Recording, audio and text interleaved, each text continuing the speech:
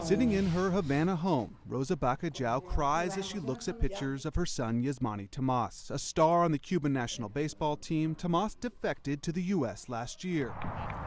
In December, he signed a 6-year, $68.5 million contract with the Arizona Diamondbacks. But because of the 53-year-old Cuban embargo, that fortune came at a price, not knowing when he would see his family again. I told him, may my blessing be with you forever, your fathers, our uncles, from all the people, and we've told you this because you're a grown man, that love you from the bottom of their hearts. The dirt streets of his youth couldn't be more different than the multi-million-dollar facility where he now trains. Tomas, like many exiled Cuban ball players, doesn't like to talk about how he fled Cuba.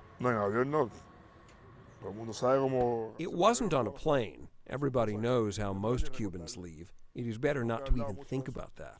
Most Cuban ball players defect just as last year's AL Rookie of the Year Jose Abreu did, by boat. Abreu has the calm confidence of an emerging superstar, but even with all the money and acclaim in the U.S., he still dreams of being able to visit his homeland. We pray for that every day. I have many relatives in Cuba, my grandmother, my aunt, cousins, friends. I have a lot of people I love in Cuba whom I want to see. But I believe these laws will change soon. Abreu's prayers are as close to ever to being answered. In December, less than 10 days after Yasmany Tomas signed with the Diamondbacks, President Barack Obama announced the U.S. and Cuba would begin normalizing relations. Isolation has not worked. It's time for a new approach. While the rift between the U.S. and Cuba has stopped many Cuban ball players from going home, it hasn't stopped them from getting to the U.S. On opening day, there were 74 Cuban-born players on major and minor league rosters, 11 more than last year. Tomas knew when he left there was a chance he wouldn't see his family for years, but he now has hope. The